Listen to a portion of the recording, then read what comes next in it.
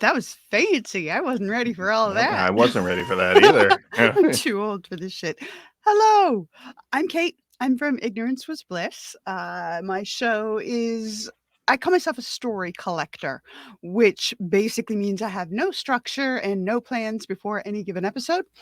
I've released 434 episodes in almost 5 years. It's not an addiction. I can stop anytime I want. But what I do is talk to creators, whether that's other podcasters or authors or actors or listeners sometimes, to tell me your story, whether that's autobiographical or about something out in the world or whatever it might be. And I am a forensic psychologist and crisis clinician by trade. So that means that I'm used to just rolling with it. That's what I do. And I'm Phil Rude. I am nowhere near as qualified as Kate to be talking about any of these things. I am a podcaster and an artist. And I spend my days driving trucks and throwing boxes. So you're going to get two different sides of very of this topic from varying levels of expertise. But I'm trying to bring the pop culture end of it. My podcast is The Picture Show with Austin and Phil Rude, and we talk about movies. I love to talk about movies, and I also like to read. I read comics, I read regular books, and I'm trying to pull a little bit from all of those worlds for this conversation. Well, that's I told my husband last night that Phil was going to bring we were going to have a talk about mental illness and pop culture, and Phil was going to bring the pop culture, which by default means that I'm bringing the mental illness, and I'm on it. I'm here for it. So before we get kind of rolling, that is the plan. But before we get rolling, I wanted to, if I could, do just sort of a real quick mental health PSA. Are kids old enough these days to know what a PSA is?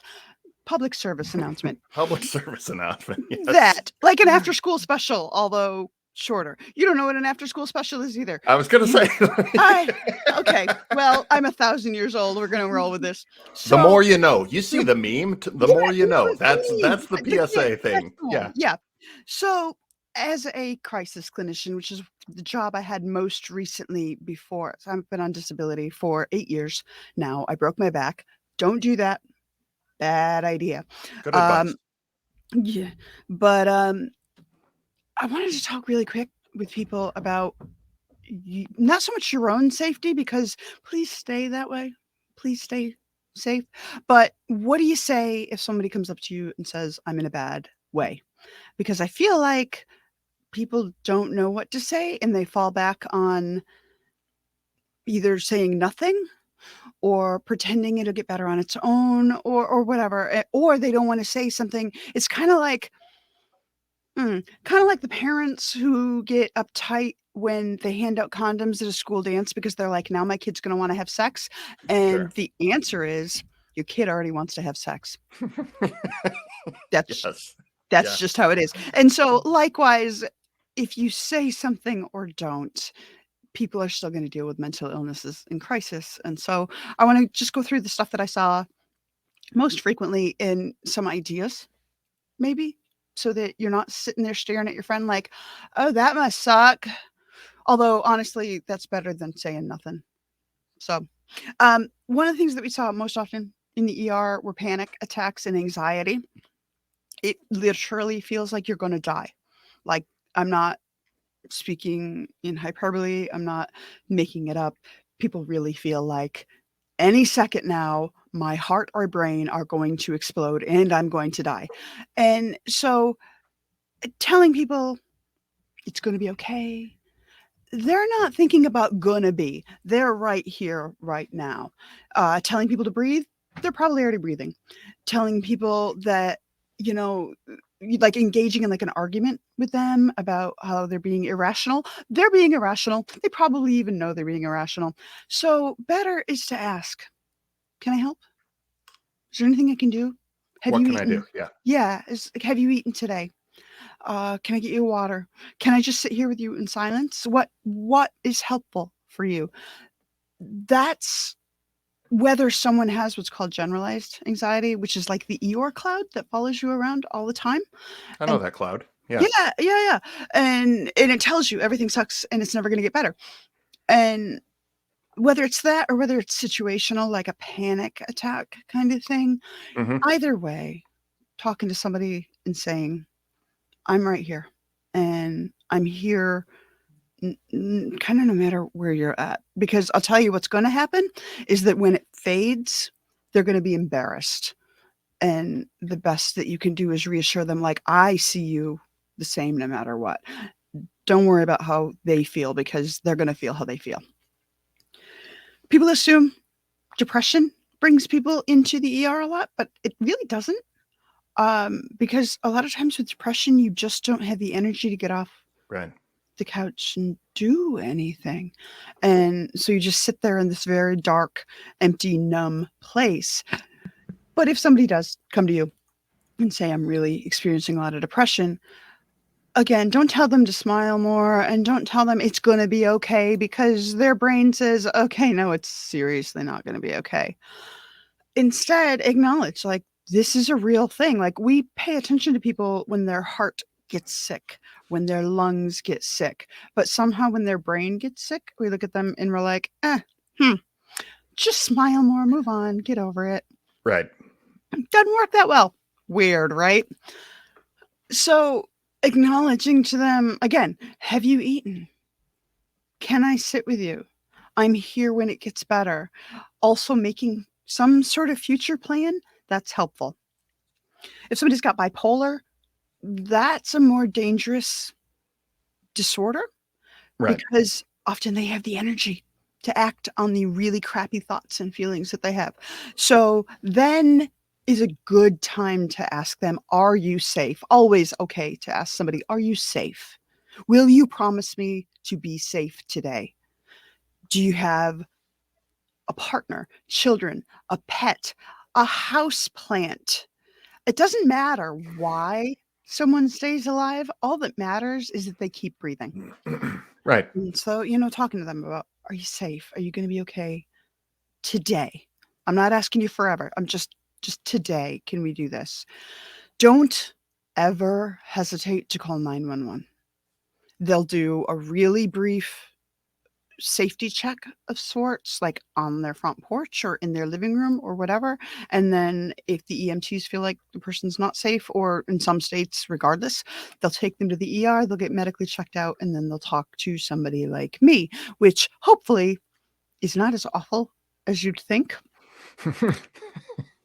It's never awful to talk to you, Kate. Come on. I don't know. I don't assume. But so Situationally, maybe that's a little different. But you're talking about like a welfare check, correct? yeah, Yeah. basically, but then sometimes it blows up into, a welfare check stays on in your property, and sometimes it blows up into we need to take you to the ER. And in the moment, that may piss the person off. That's okay. I tell people all the time, even now, like I did a welfare check on someone I care about 2 weeks ago. And in the moment, my answer to them was, you can be angry at me. I'd rather you be angry at me and safe. Sure. That's Uh, not only like reality, but that's a 100% logical argument. Like, I was unsure. I needed peace of mind. That you had peace of mind. right. I sent someone to check on you. Like, yeah, that's totally rational. Right. And there are times where somebody, like, there are people who live in a place where every day of their lives, they wake up and one of their first waking thoughts is about suicide. And we call it passive suicide, which sounds dismissive. I don't mean passive like it doesn't matter as much because it feels awful. It means that it's just there. It's Right. there in the way that, like, I'm hungry or I'm tired. The world would be better without me. Like, that's a thought that they have all of the time. That's not especially rational, but most people recognize it's just there and it feels crappy and I'll be okay eventually. Leave me be. So you can ask, are you safe today? I know that you're thinking about it, but are you actually going to hurt yourself or not? And that's okay to do. Most states, there's also a check that's required if someone expresses intent to harm someone else. Homicidal Right. ideation, we call. And that's more of a legal issue. Do you really want to end up in court because your buddy told you that they were going to kill somebody and you didn't do anything? Right. So go ahead and err on the side of caution. Also, substance abuse, you can't stop somebody and you can't logic somebody out of it if you don't know what it's Right. like to crave a substance more than you crave your next breath. Good for you. I know what it's like. I've been there. It's the worst. And going to the ER is not necessarily going to fix it, but there's a difference between substance abuse and overdose. And so if you have Sure. concerns about overdose, call, because if it's sort of street drug overdose, that's dangerous, in the moment. Yeah. But what people don't know as much about is with alcohol, the danger is not so much in the overdose as in the come down. The withdrawal. Yep. Yeah, that there's a point. Like I talk to people who can sit there and speak to me almost as rationally as I am now, or perhaps more so, who later it turns out they had 5 to 6 times or more the legal limit to drive in Right. their system. They had this crazy amount of alcohol, but their body is used to that, There's a and weird functionality they can't to function without yeah. it, Hmm. and that becomes dangerous as they come down off it. There's a window between, so legal limit in most states is 0.08. I think so. Yeah. Yeah, and so there's a window between point 0.3, so almost 4 times the legal limit, and point 0.2, so 1.5 times Right. the legal limit. As you're coming down through it, if you're not on certain medications during that time, you're pretty likely to have a seizure, and those aren't fun. I have epilepsy, can confirm, not fun, and sometimes those seizures are bad enough that people can die then. So if you see somebody who says, I'm going to quit cold turkey after doing a fifth of vodka a day for some period of time, you know what? Let them be mad at you. Call and have them be observed for safety. Yeah. Can I just speak on that for a quick second? At the time the pandemic was happening and people started working from home and sort of hunkering down, at that time I was a beer delivery truck driver, and we were deemed as essential workers, as we were kind of lumped in whatever category was like grocery supply, and things like that. And I was very much upset about the fact that I had to go out into this world full of COVID and unknowns. It was very anxious about it. It's very stressful. And I just kept making this argument of like, we are not essential. We are not essential to.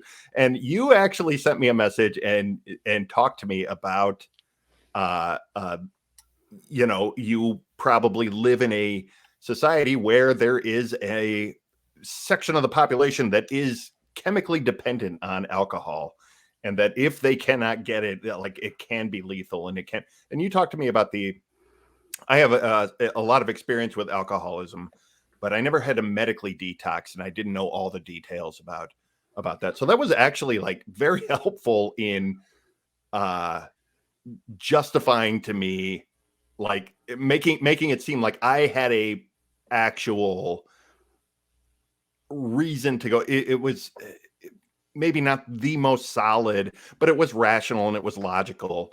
And it was, and I did learn a lot about the idea of the importance of like medical detox from alcohol dependency, and what can happen for people who are so dependent on it that their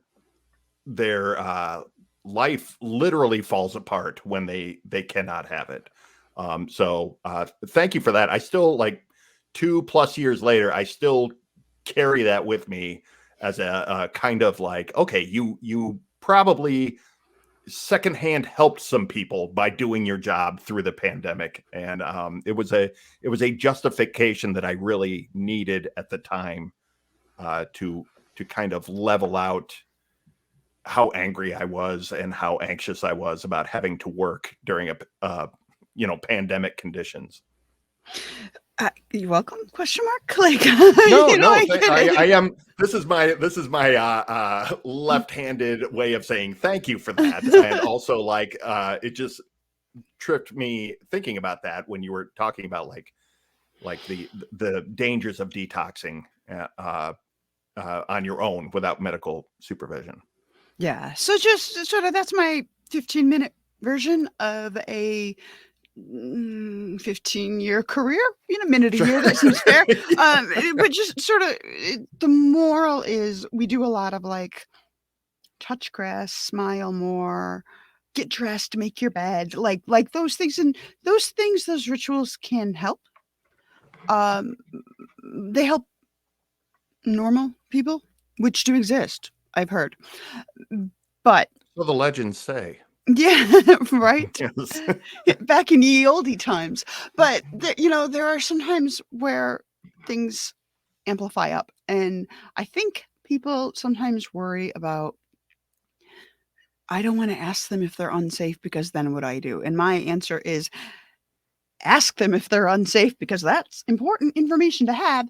And then what you do is you explain to them, don't lie. You explain to them, I have to call 911. I have to call the local crisis center. I Sure. have to call the suicide hotline, someone. I have to, because I can't carry the weight of your safety. I use the phrase a lot, both in my podcast and in real life. You matter. You just do. And a lot of people, especially smart people who are in a bad way mentally, they want to argue you out of it. They want to explain, no, I don't matter that much. I'm not that important. Right. Your life would be better without me. Those sorts of things. And my answer, don't engage in that argument. Like, there's nothing to be gained from that. Is that my response is a simple, you don't get to decide how I feel. Right. You matter to me. And that's not going to keep them alive forever. I can fully attest to that. My father died by suicide in 2019. And so I can fully attest that they can hear you, but only for a while. But I think those words kept my dad alive for an extra year, maybe. And so I'll take it. Eventually, what I call the brain weasels get loud enough and they scream and They they do. yell. And, it's people who die by suicide in general are not in a rational frame of mind. And there reaches a point where there's nothing you can do and there's nothing you can fix. You can't fix another person if they don't want to be fixed. If they don't want to be fixed, Right. it is possible to fix yourself if you do want that. But you're right. I think getting people over that hump to where like you can see that you're worth fixing Mm. is a big challenge. And those phrases you use, smile, breathe, touch grass. I'm guilty of all of those things because it is in my mind, that's one of those things that's sort of like, okay, let's focus on now and make sure you're breathing and make sure that everything in the immediacy is fine. And all the anxieties of before and after, let's put those out of our mind. And that is, I do acknowledge that is far simpler said than done. But it is just sort of that starting point of trying to rationalize things in a very simple way.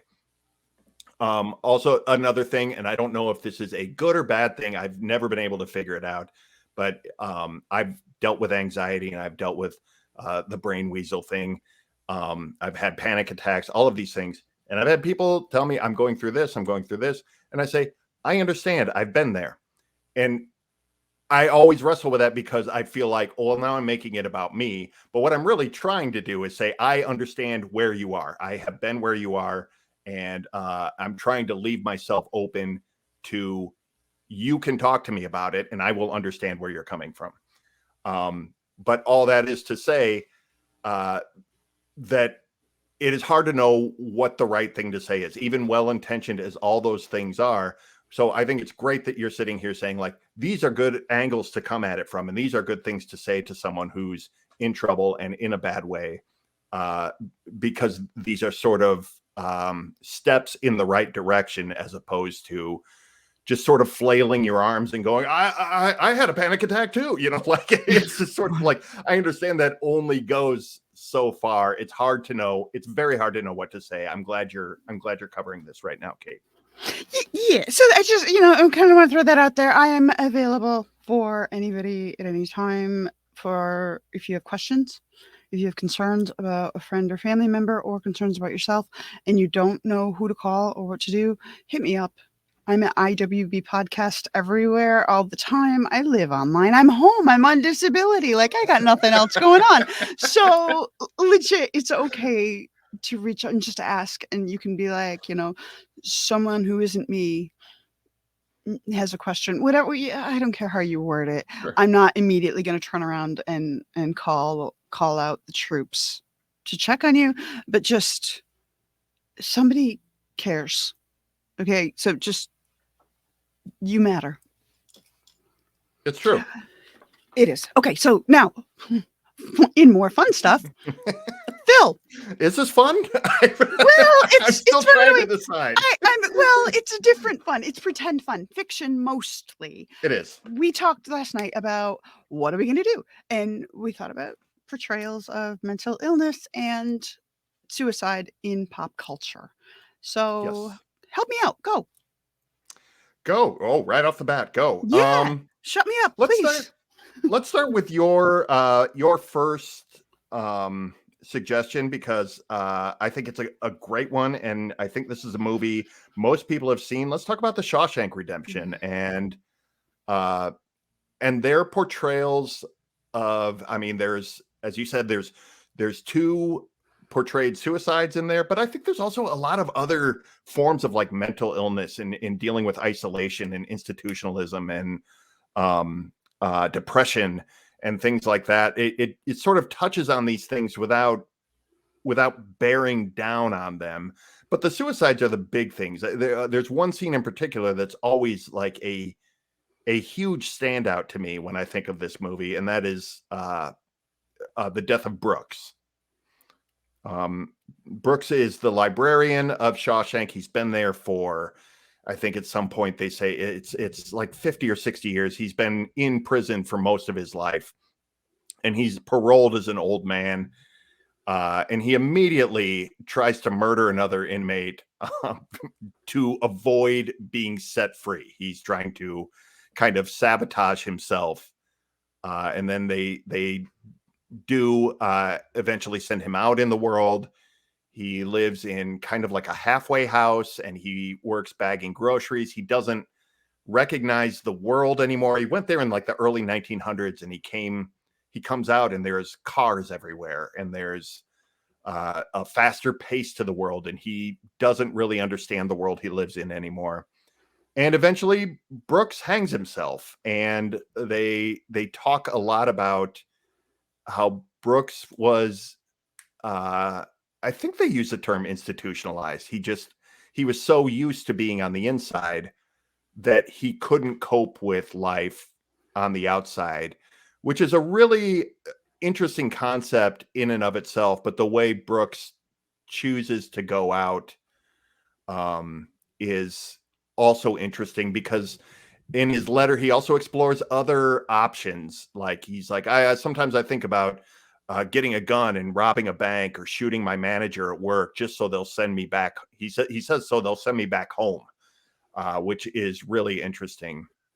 But I think it's a really interesting sideline to this story, because it is sort of here's what long-term being in prison, this is a possible effect of that.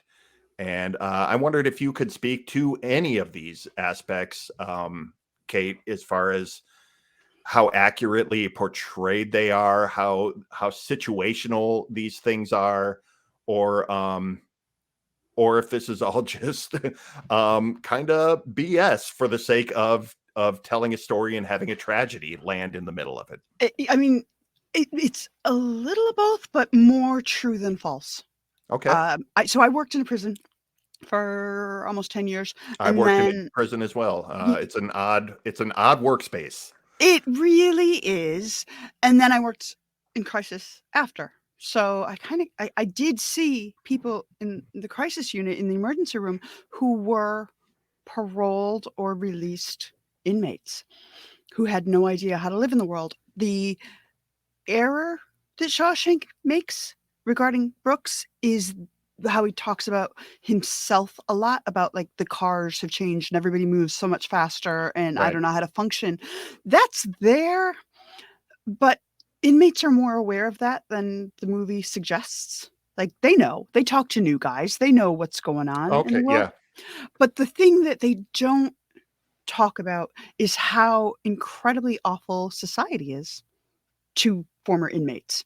Sure. You can't vote, you can't travel where you want, you can't live in a lot of places. Like there are people, not just sex offenders, there are just a lot of people who can't live near schools, Right. um, things like that. And I mean, you can't own a gun, which I don't feel like that's a problem, but that's me. But there are a lot of things that society And whittles you just down. general bias of people Well, and that's what I'm saying against is, ex-cons. Yeah. you end up becoming the worst thing you've ever done.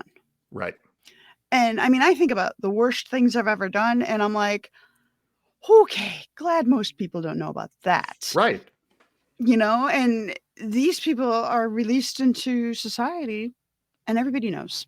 All your bosses know, all your landlords know, eventually your neighbors know. You don't make friends unless they are other cons. You can't get jobs, and it becomes really, really hard. And so I saw a lot of people who showed up in the ER going, "Look, I'm trying to go straight here. I'm trying to live a functional life, and I can't do it." So it happens. It happens quite a lot. It's not terribly dissimilar to soldiers coming back from war who Right. don't have a lot of support around, here's how to live not being in danger every single day of your life, because go ahead and spend a day inside a prison, and then you go home and you tell me that you felt safe the whole time, and I can call you a liar to your face. You know It's what I mean? traumatic. It's the same kind of traumatic, for sure. It's just there aren't as many guns, but there's still guns and there's There's still still danger, there's and still weapons. Yeah. it's a scary place and a scary life, and that stays with you. You carry that scary with you when you go back out. And so absolutely, suicide is real high among ex-service members and real high among ex-inmates. We just don't talk about the inmates because we see them as throwaway members of Right. society. We look at them as like, well, they did their time, but, and Right. I don't love that. But yeah, that's a big, that scene in the movie, a lot of people are shocked by it, and I'm like, why would you be shocked by it? That's totally in line with how they feel and how society treats them. It's So for sure. in line with the idea of like depression and a lot of depressed people feeling like things will never get better. Like these are ex cons who go out in the world and are treated terribly and are kind of shown we are never going to let you live a normal life. So I think it probably uh or I'm assuming, you can tell me, is it the same sort of like hopeless feeling a lot of times? It's you run out. So the difference is suicide isn't as common among depressed people as we, society, assume it is, because part of depression is a lack of motivation and a lack of energy. And so you may think about it, but you don't act on a lot of Right. things. And this is why a lot of antidepressants come with a warning about, hey, one of the side effects of this drug is suicidal ideation or acts. It's not a side effect of the drug. What it is that the drug tends to increase your motivation before it improves your mood. Okay. That makes sense. Yeah. And so suddenly you have the motivation to act, but you're still in a really shitty mood, really That's dark really place. honestly, that clears up so much about like why these side effects are so not why they're front and center, but why that seems to be like so common. There's a lot of logic behind what you just said. I'm sorry, you just blew my mind a little bit because Just a that little bit. that When I makes heard so it, I much was like, more sense to "Oh, me there now. it is." It's Yeah. like yeah, like that's great. Well, yeah, well, I you know, wish you but got I wish you got that explanation instead of just the book that they give you at the pharmacy of here's the list of side effects. It's like, could you tell me why these are side effects? Like, for because sure. that actually makes a lot of sense. And so that's it's not so much depression, but I think more anxiety fueled and more Sure. that Eeyore cloud because you have a heightened activation level. You're ready to do stuff, and sometimes the stuff is positive. I'm gonna go hug my mom for the first time in 60 years. Although, oh wait, my mom died 20 years ago, that kind of thing. But you're ready to go do stuff, but then you realize, oh, this is hard, and it's hard every day, Right. and that's like the reason that bipolar is more dangerous to a lot of people than depression is both because bipolar meds, so depression meds bump your mood up. That's the point, is to bump it all up. Bipolar meds are supposed to flatten your mood so that the lows aren't as low and the highs aren't as high. Okay. And so that's great, except if you're misdiagnosed and maybe you don't notice the highs because the highs feel good. So you go into your doctor and you complain about the lows. And so they say, okay, we're going to give you an antidepressant, but you actually have bipolar. So maybe, you sit at this wave, right, where you have the lows and then the Hmm. highs again, whatever, and they give you an antidepressant. And so instead of flattening your mood, it jumps everything up. And now suddenly your lows you can function through and your highs you go into full on mania. And sometimes that's when people get dangerous because they make really regrettable decisions to them, Right. or suddenly they're just like, screw it, I'm just going to go act on this. Everything's So an extreme kind of reaction to everything else. exactly. And sometimes, often when you're in a manic state long enough, you stop sleeping, you start having hallucinations or delusions, Sure. and you start to make literally irrational decisions. And it's scary for you. It's scary for those who are looking at you, and you don't want it to go away because it also feels good at the same time. And those are people that are in danger. That's I think what happened with my dad is that he was aware of the dark moods, and I was seeing the highs as well. But he was like, "No, no, no, that's just normal. That's me feeling good." And I'm like, is it Right. though? And so he ended up starting to travel, and so he was doing stuff. He was activated, and I think that it carried him over an edge that he couldn't come back from. So the other suicide in that movie is the one that bothers me, The warden. the warden. Okay. So at the end, the warden has been engaging in a bunch of corruption, a whole pile of it, and he gets caught, and he realizes he's been caught, and so he locks himself in his office, and he shoots himself, and that always felt like that's such a, I don't want to say it's a rational act, but kind of is. Like there's a logic to it, There's a if nothing logic, else. yeah. Not rational, but logical. But logical. Yeah. And this is somebody, if he's going to engage in this degree of corruption for this long, I have a hard time with the belief that he's going then to die rather than Sure. fight it out, because people who are that narcissistic, they don't believe they're actually going to get convicted. They don't, first of all, they don't believe they're going to get caught, but if they do get caught, they don't believe they're going to get convicted, and if they do get convicted, they don't believe they're going to go to jail. And it's this series of ifs. And Well, and we do have a you know, society where powerful, corrupt officials don't go to jail, and I mean, oftentimes, aren't held accountable. So, yeah, for no, real. I get your problem with the rationale of it all for sure. Like, we all, as movie watchers, we want bad things to happen to that guy because he's a bad guy. Like, we get Right. that. But that's not it. And I feel like his suicide took away from the power of Brooks' action, from Uh, the impact of it in a way. Like, I don't know how to describe it, but it kind of feels like what it does is it puts suicide in a rational light. Like, oh, people kill themselves okay. because they find themselves in trouble or they find themselves overwhelmed. And it's like, well, it's bigger than that and it's more societal than that. And I feel like it tries to put both of them in a very rational frame of mind. See, I come at that almost just from the storytelling perspective of it, where I just say it doesn't matter if that's accurate because it is for storytelling purposes. It does make sense, and it feeds off of Brooks in the thematic way that they're both sort of like they both feel hopeless at that point in time.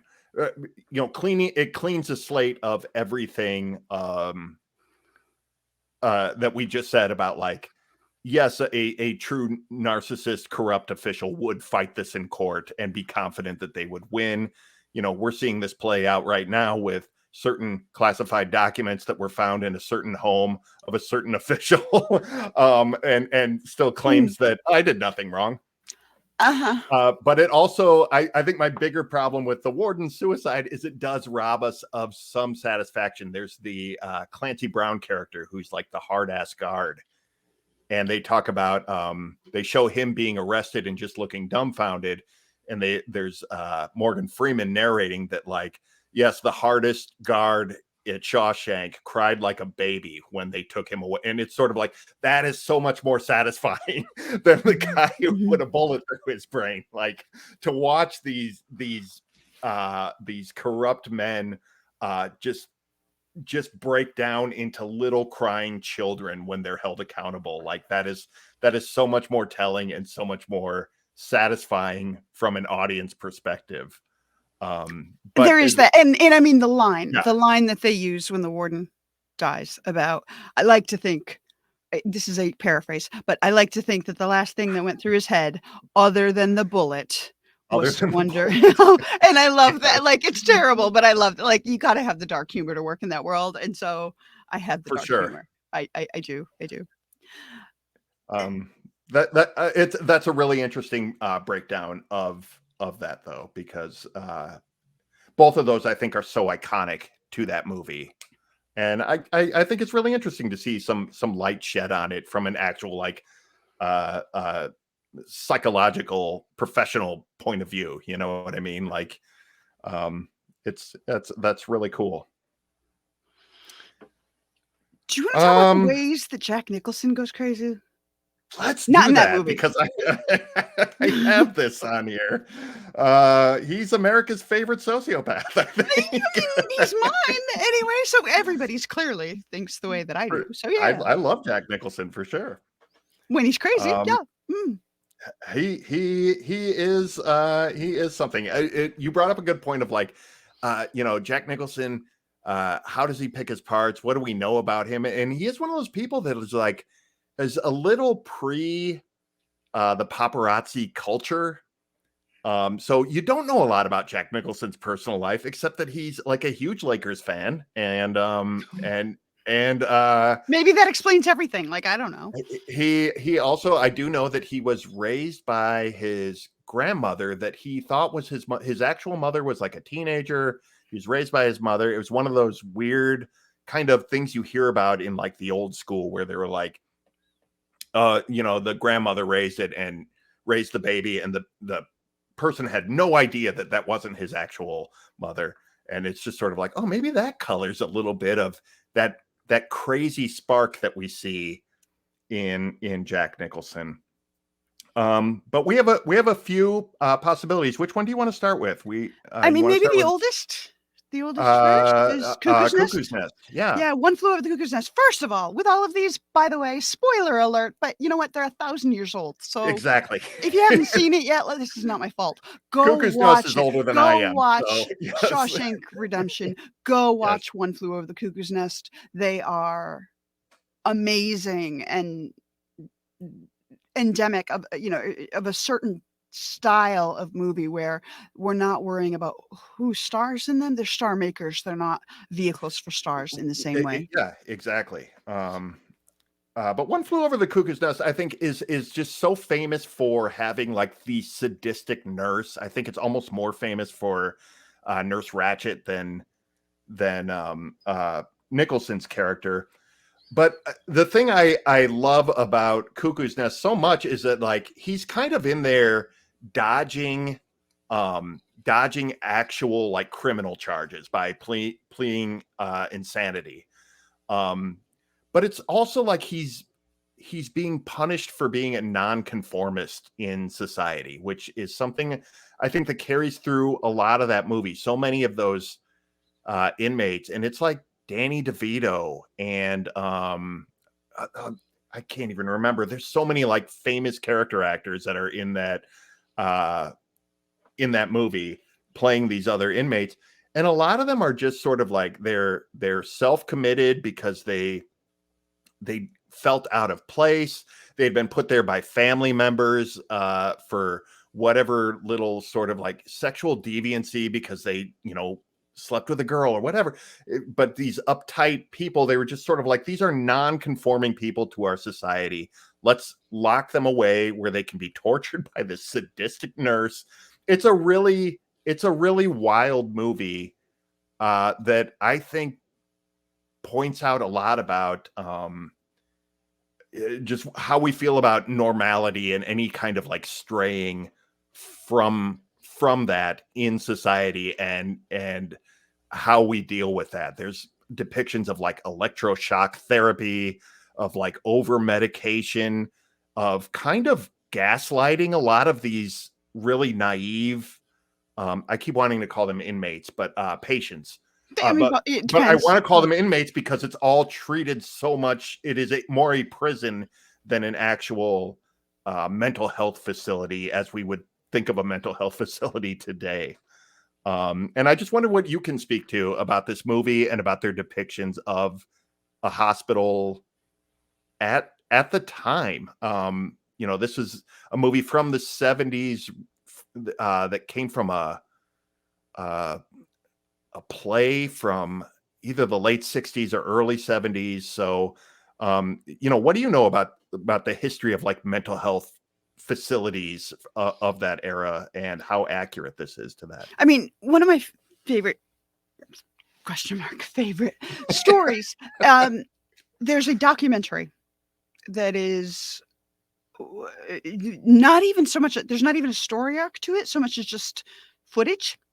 It's called the Titicut Follies, Titticut Follies, and it's a case of Massachusetts is being one of the oldest states. It's where I am, by the way, and being one of the oldest states with the oldest history of mental health hospitals and visual quotes treatment. Locking them up, right? And it's these Kirkbride institutions, which is a very specific, you'd recognize it if you saw it, like very tall, dark, foreboding structures. They're built in a T shape so that somebody can sit in the center and they can see the inmates, Okay. which is really what they are, in all directions. And in Massachusetts, they're all from in this like very dark brown sandstone kind of like where you stand up and you look up and you're like, oh my God, where's my key? Like just to make sure, because there are days where you go to work and you're like, okay, the only reason I get to go home tonight is because I have a key. Like that's really the feeling. And Massachusetts had a bad reputation for treating its inmates, its patients really poorly. And so they hired this guy, Frederick Wiseman, who was a documentarian, and they said, we want you to come in and record stuff that's going on in one of our institutions to prove that it's not as bad as everybody says it is. And so he did, and he created the Titicut Follies, which is the name of like a talent show that this place Okay. put on. And it turns out that what he caught on camera is so much worse than anybody thought it was. Wow. And so Massachusetts stifled it for like 30 years. They were able to prevent it from going public, for a long time. Like, you could only get it if you were a student or certain libraries. It was really locked down, like, sort of one thing at a time. Now you can find it online and that kinda thing, Okay. but for a long time, it was really locked down, and it's horrific because you're not looking at fiction. You're looking at Right. actual humans, and And you're not really seeing the overt torture, but it's suggested. Right. It's there. And so Cuckoo's Nest is the fictionalized version where you're seeing a little bit more of the overt bad behavior by staff onto these patients. And the thing to remember is like this time from like the 50s to the 70s or so, this is when psych drugs were just appearing. Right. And somebody discovered, I don't remember who, probably an old white man is my guess, discovered that, Generally, you know, that time period. Yeah. that people who have epilepsy rarely have schizophrenia. And so the logic then became it must be the electrical activity in the brain that is protecting Oh, these people wow. from schizophrenia. So this is where ECT comes from electroshock therapy, Yeah. electroconvulsive therapy comes from, is this idea that people with schizophrenia or people with epilepsy rather don't have schizophrenia, and then that branched out to they don't have depression, they don't have other things, which is Sure. kind of true.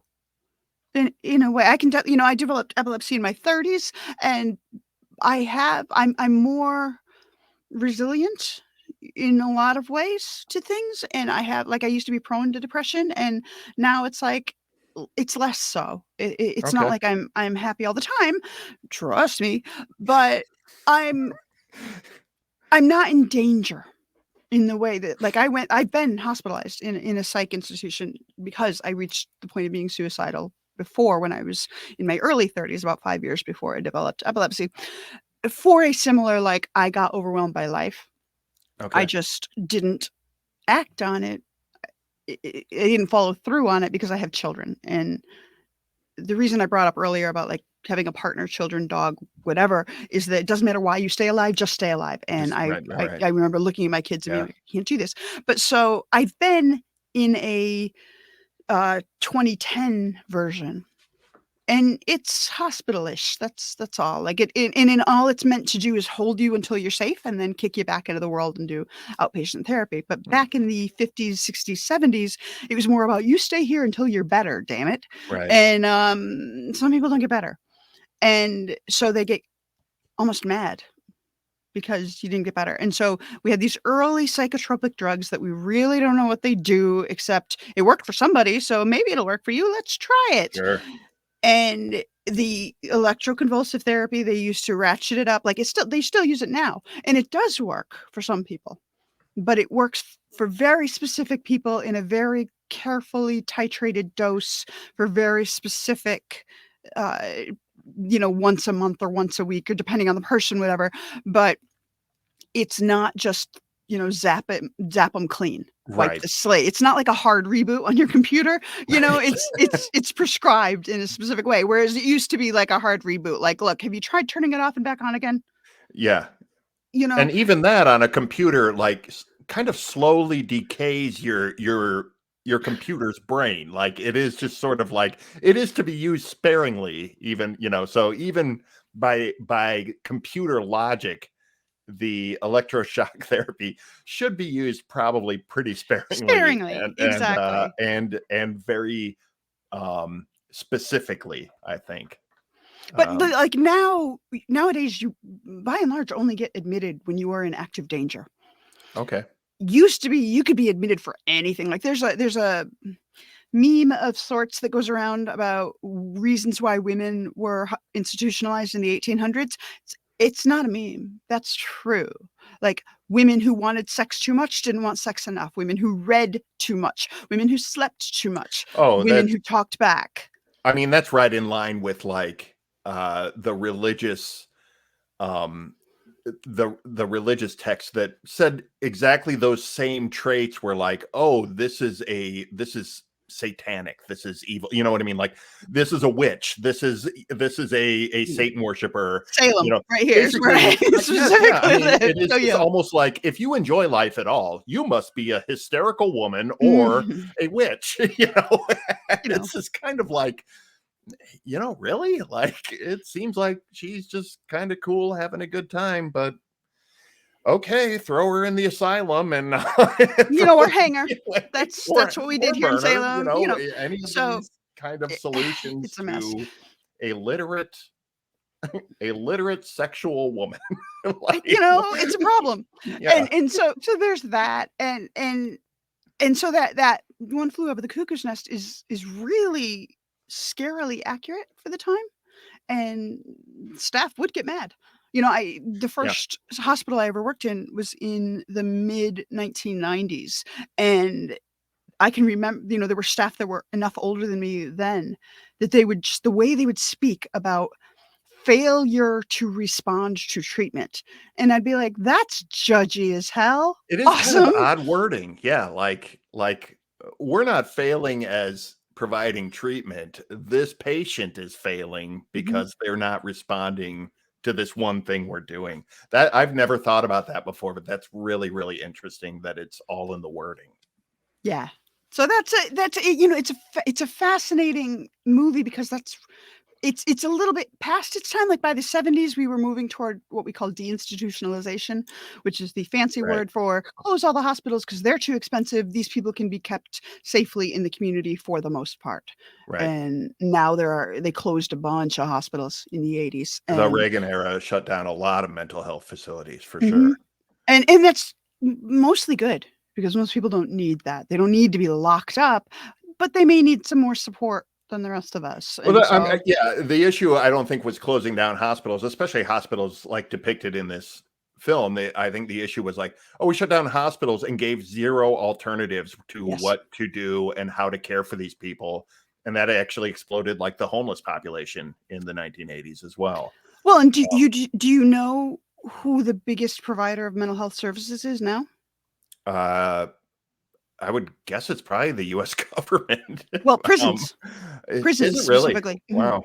Because there's a lot of behaviors that used to earn being hospitalized, but there's no hospital space for them, and so we criminalize it instead, and we lock them up, Sure. and Oh, that's we don't treat them or we over-medicate them, and they sit in jail, and then we release them like, "Okay, cool, we just tortured you for several years, go back to society, we'll see you in a couple months." right. Now we've given you PTSD on top of everything else, and Exactly. yeah. Oh, that's really wild. So that's yeah, I mean, that one's intense, and then the other Nicholson movie that comes to mind, because I know we're running low on time. So the other We're good. Nicholson Yeah, movie that comes to mind is Batman, and I don't is it just Batman, or is it yeah. I don't know, there's 400 Batman movies, and this is, like, the one I've seen. A lot of people So call it Batman '89 now, just because oh, yeah, yeah, now we know the era it came out in. We know what we're talking about. But yes. yeah, Yeah, Michael Keaton was Batman, yes? Michael Keaton. Yes, Um Yes, and Nicholson plays the Joker, and what was interesting about that era is that this is as we were going out from the phase when only the bad guys were seen as mentally ill, and yeah, so that always bothered me. Even then, like, I was 12 then, and I remember thinking like, "Wait, but Batman's dressing up and driving around in a weird fucking car, like, what's going on here, guys? Like, help me out." drives around in a car shaped like a dick. You Like that's honestly like there's so much tortured me. psychologically going on with this guy. Like, And, like, is this what like, rich men make more money. They don't put on a rubber suit. Okay, right, right, fine, sure, but Joker's the crazy one. Okay, but like, the intensity of that kind of narcissism and sociopathy was interesting to me because there are people like that, except if you're that narcissistic and that much of a sociopath, you know to mask it. You right. know to act sane because you don't wanna get locked up, you wanna keep causing chaos out in the world, and that's the thing that at the time, all I remember thinking was, "Wait, why are only the bad guys crazy?" And it wasn't until, several years later when we started having, movies like Good Will Hunting, like Forrest Gump, where it started to become okay for the lead character, the good guy, to have mental illness. Sure, yeah. Um, yeah, I would argue Rain Man was Mhm. an early Mhm. portrayal of like autism, um, which was good and bad. It also because the general public kind of just thought, oh, that's what autism looks like. Stamp it, seal it, we're done. And it's like, no, autism's this huge spectrum that we didn't come to understand until much later. But I want to also bounce on the idea of lead characters having mental illness, and that just jogged me into The Sopranos that came out in the late 90s, because the centerpiece of that entire series was a mob boss. And yes, he is a bad guy, but he's also the central character, and also like very traditionally masculine, tough guy. It's about him getting over his insecurity to go to a therapist and deal with his anxiety and depression. And the impact that that show had in getting men to start going to therapy was documented. It was people looking at that show and going, oh, maybe there's nothing really wrong with being this traditionally masculine guy, or seeing yourself as that, and also asking for help. And the show actually, I think, does a really great job of addressing like getting over this stigma of going to therapy, because that's what it's all hanging up on, is these sort of New Jersey tough guy goons who are like, oh my God, Tony goes to therapy, and he keeps it secret for a long time. And then it comes out, and then he just says, yes, I go and I talk to a therapist, and he finally, they really confront it head on and talk about it a lot in that series. And I think it's really, really interesting that they were doing that. And that show's like 20 something years old, talking about something that I think we're talking about like on this live stream, and more generally now, is just the stigma of mental health issues and the importance of addressing them, no matter how much a lot of society has told us, like, we have to be tough and sort this out on our own, because that's what tough people do. And The Sopranos, if you've not seen it, I can't recommend it for everybody, because trigger warnings on everything that takes place in that series. But I think that's a really interesting aspect of that show, and I think it led the way of kind of opening doors in pop culture to talk about these kind of things a little bit more. And I mean, if you haven't been to therapy, give it a shot. Like, for sure. Even if you think you're normal, in which case, weird. Like, how did you do that? But the idea of paying someone where I can like unload. Yeah. Here's my shit. Here it is. Here, you take it. And they do. That's their job. And their job is to then help me figure it out. Like, that's amazing. And not every therapist is good, for real. Not every driver is good. Not every cashier is good. Not every therapist is good. So not every therapist is good for you. Exactly. Sometimes you have to shop around. And I don't want to come at this from the, I do recognize that I have some amount of privilege in that I do have some insurance that provides me access to that. And I do understand not everybody has access to mental health care, to affordable mental health care, to having multiple therapists in their area. And I think that's a big, that's not a failing of an individual. That's a failing of a lot of our system. But if you do have access to it, or have to do some legwork to get access to it, I think it is getting better, and it's definitely worth looking into. It's worth trying. It's worth trying. Absolutely. Because the best case scenario is they say, look, there's nothing I can do because you're doing pretty well. Cool. Right. The worst case scenario is they say, okay, we got some stuff to work on, which is great. Yeah. Like, work on you already know there's when stuff you can to work on. define what you have to work on, you can work on it. And that's the hard part sometimes.